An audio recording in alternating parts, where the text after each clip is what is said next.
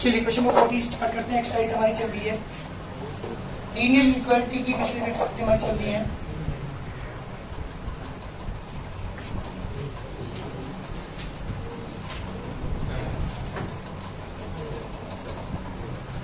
जिसे question number 14 पे हमारे थे लास्ट क्वेश्चन है IQ represents given by the formula IQ of a person।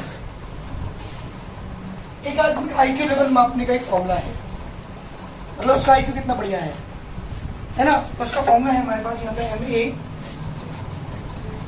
/ 100 upon CA। ये MA क्या है, CA क्या है?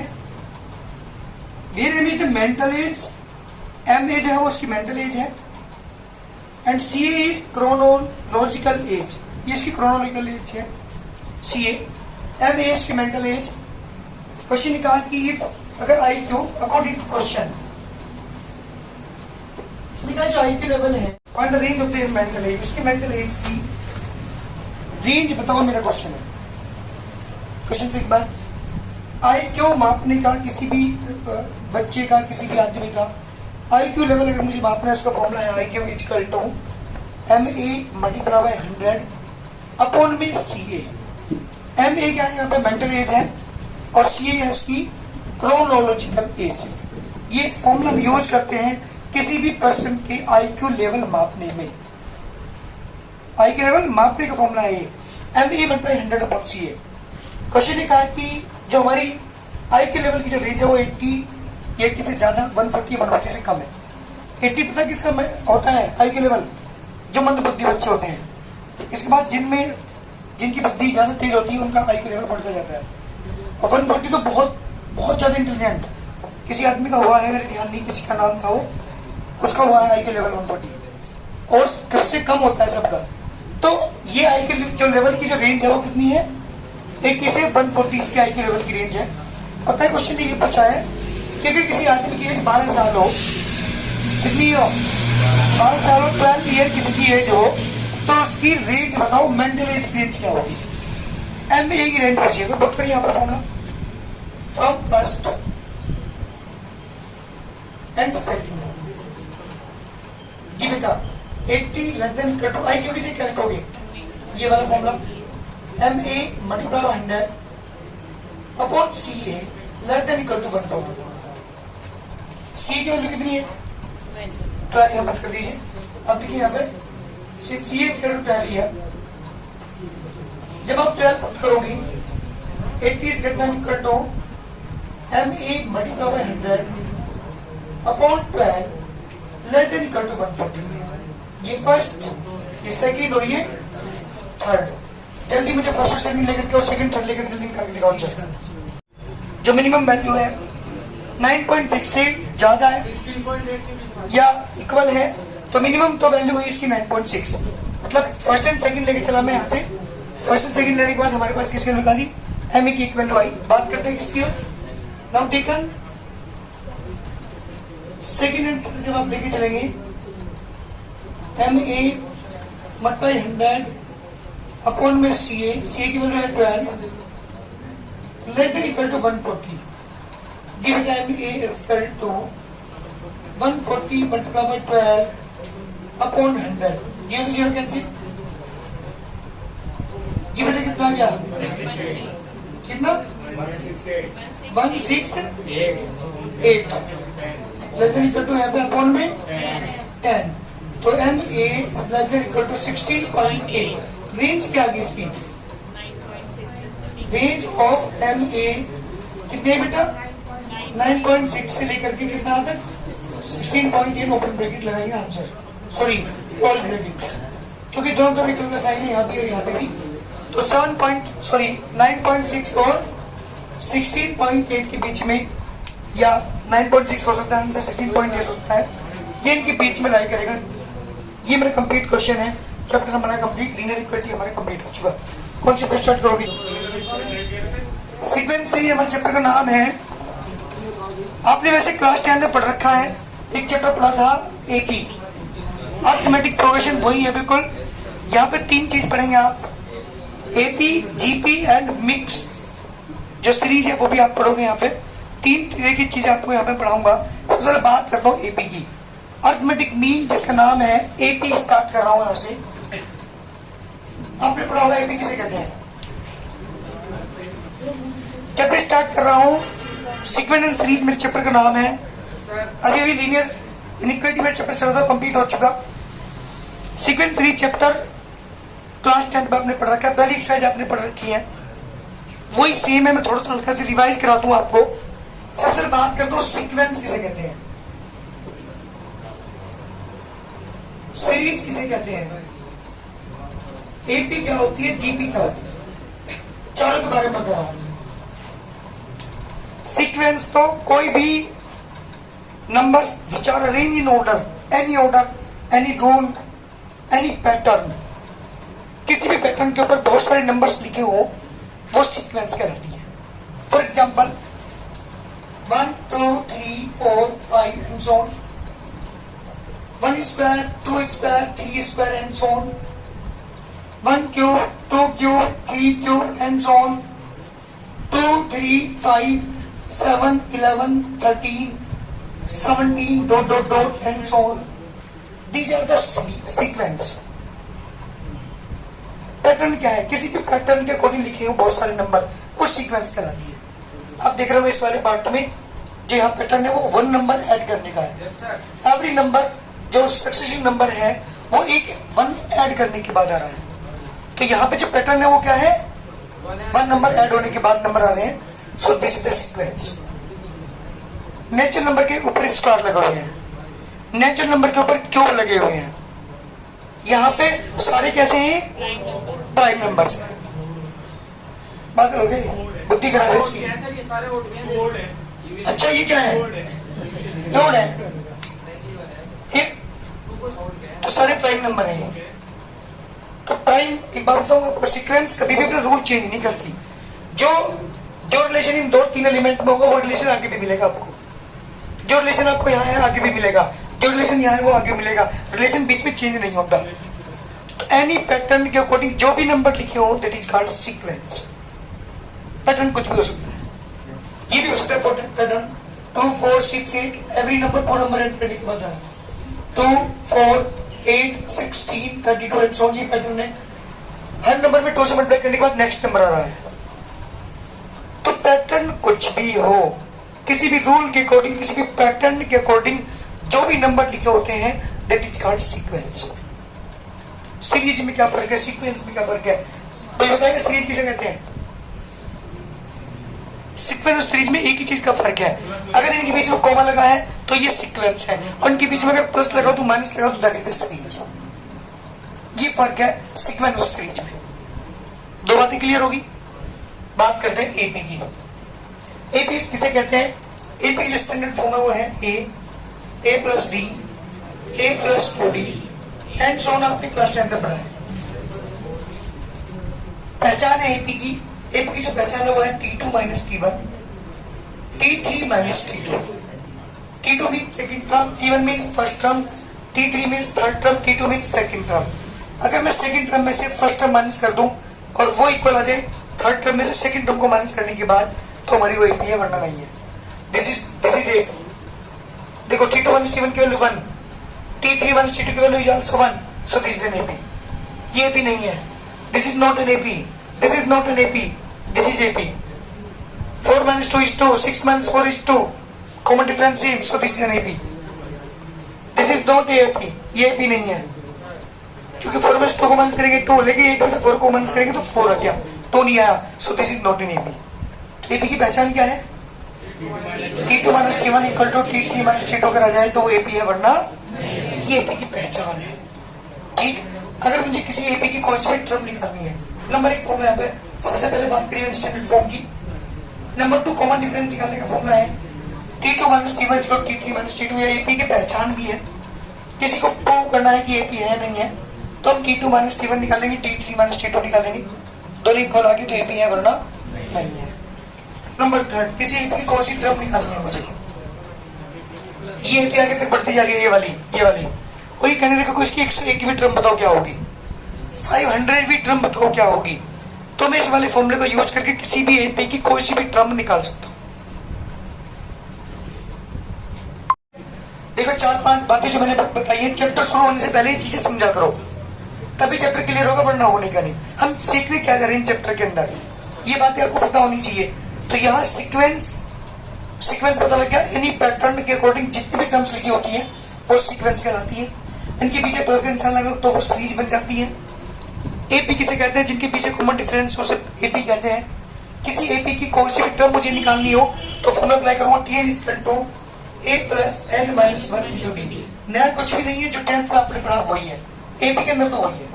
नंबर 4, लास्ट टर्म निकालनी हो किसी एपी की तो भी फॉर्मूला ये अप्लाई करेंगे, a plus n minus 1 into D.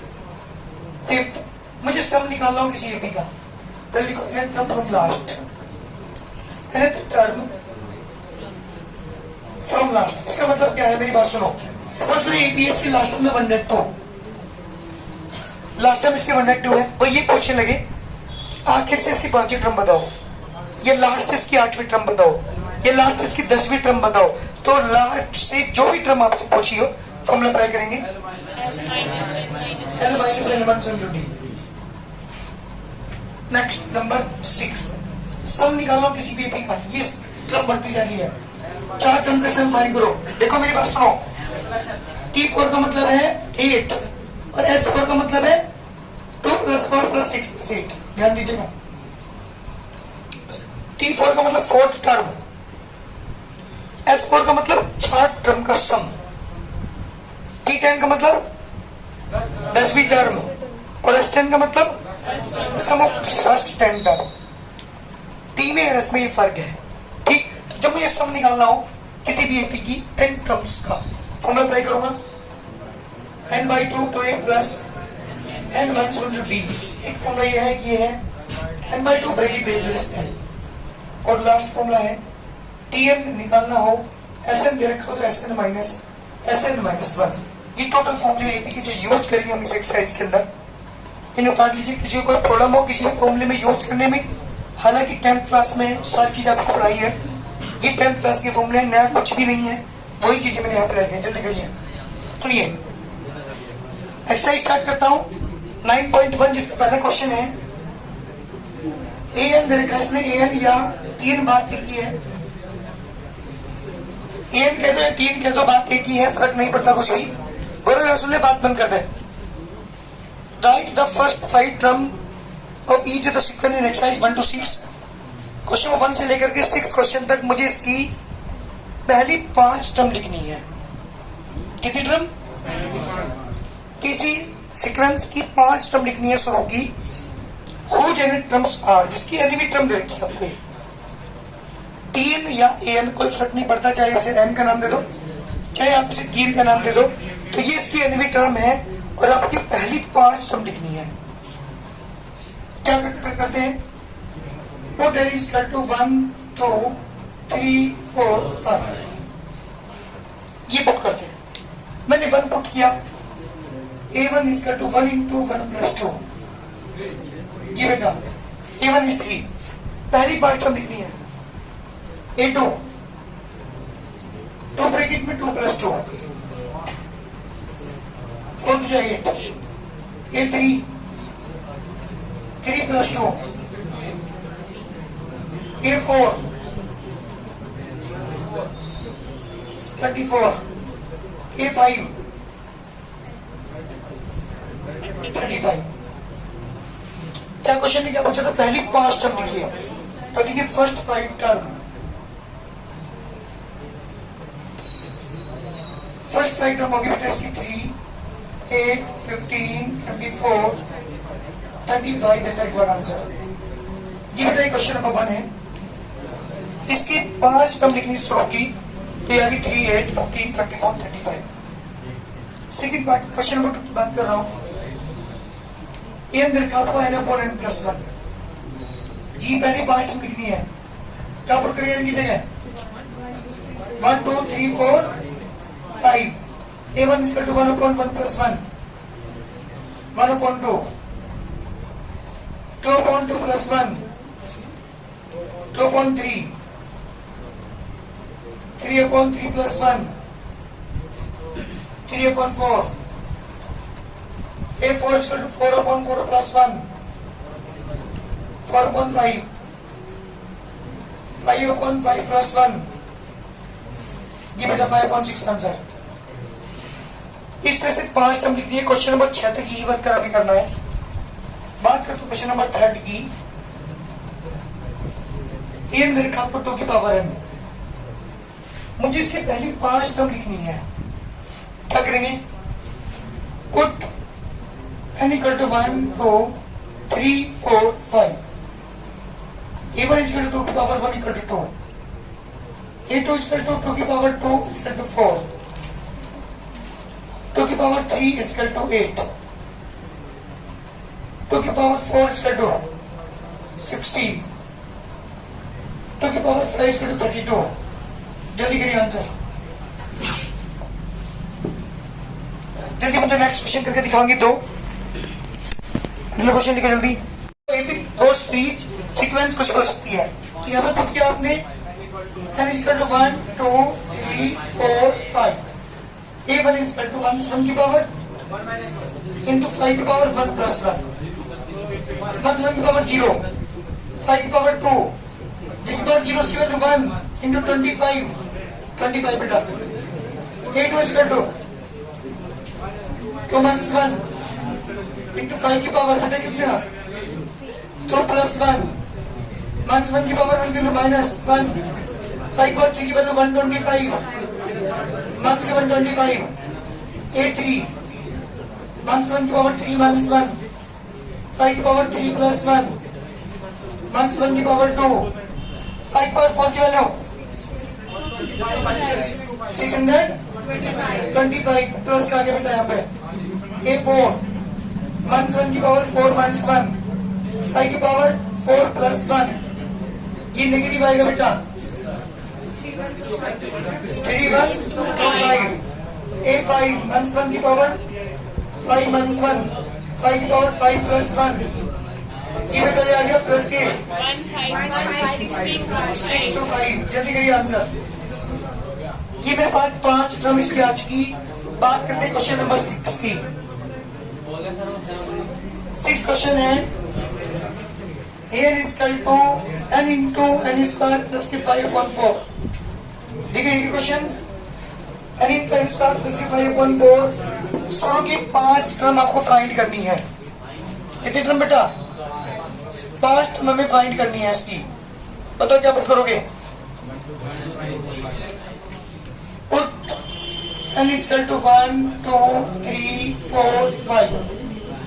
A1 is equal to 1 into 1 square plus के 5/4. 6/4 3/2. A2 is equal to 2 into 2 के स्क्वायर प्लस के 5/4. 2 से डिवाइड करूंगा बेटे 2 आगे नीचे 4 5 9/2. A3 3 into 3 के स्क्वायर प्लस के 5/4. 3 into 3 9 9 और 5 14/4. 7 and 2 21/2.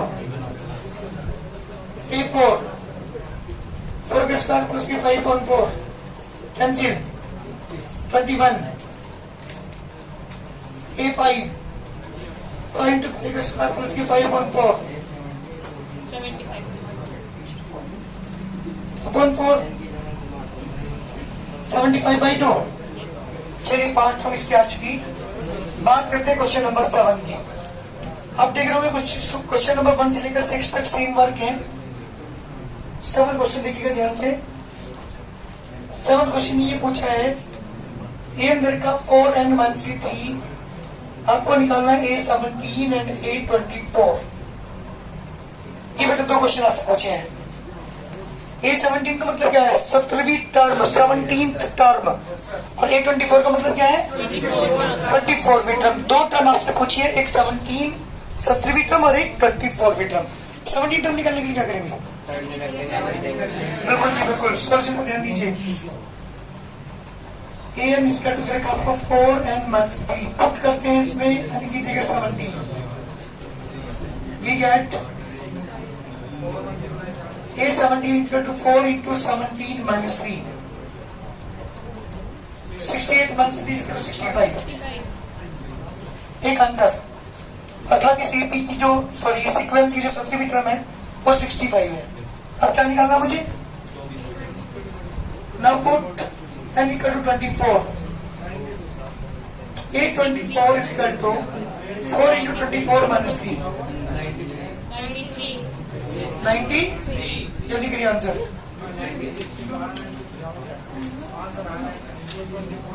बात टर्म मुझे यहाँ पर निकालनी है, तो n किसे क्या पुट करेंगे? Put n equal to 7. We get A7 is equal to 7 square upon 2 की पावर 7। कितना 2 की पावर 7 की वैल्यू? 120। जल्दी करिए आंसर। 9 क्वेश्चन है। ए एन दे रखा आपको -1 की पावर n -1 इंटू n की पावर 3। मुझे वैल्यू निकालनी किसकी बेटा? चलिए क्या पुट करेंगे n की जगह? करो जल्दी put. Put n is equal to 9। We get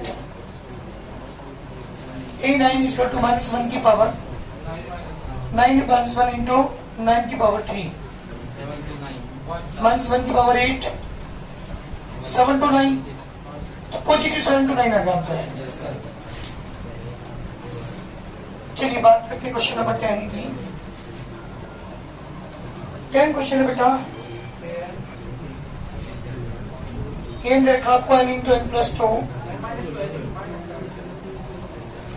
upon n plus 3 value निकालनी है मुझे 820 की। किसकी वैल्यू निकाली बेटा? क्या पुट करोगे जल्दी बताओ मुझे। Put n equal to 20। जब 20 पुट करेंगे 820 is equal to 20 bracket 20 1 2 upon 20 plus 3 20 plus 2 गया 18 upon 23 360 upon 23 is the answer. जल्दी करिए। क्वेश्चन नंबर 11 की बात कर रहा हूँ। A1 की वैल्यू दे आपको 3, A की वैल्यू दे आपको 3A n -1 प्लस 2। क्वेश्चन क्या पूछा पहले वो सुनिएगा। Right the first right term of the each of the sequence exercise 11 to 13 and obtain the corresponding series. है ना, सीरीज भी बतानी है आपको और इसकी पहली 5 टर्म आपको लिखनी है। एक बार बताइए मुझे, पहली टर्म दे रखी है 3। अरे A1 का मतलब क्या है? फर्स्ट टर्म कितनी है? 3। तो अब मुझे A2 चाहिए, तो n के लिए क्या पुट करेंगे आप? 1 नहीं कर देंगे, क्या करेंगे? 2 3 4 5, क्योंकि पहली 5 निकाली A1 दे रखी है। क्या लिखो यहाँ पे? Put n is equal to 2 3 4 5।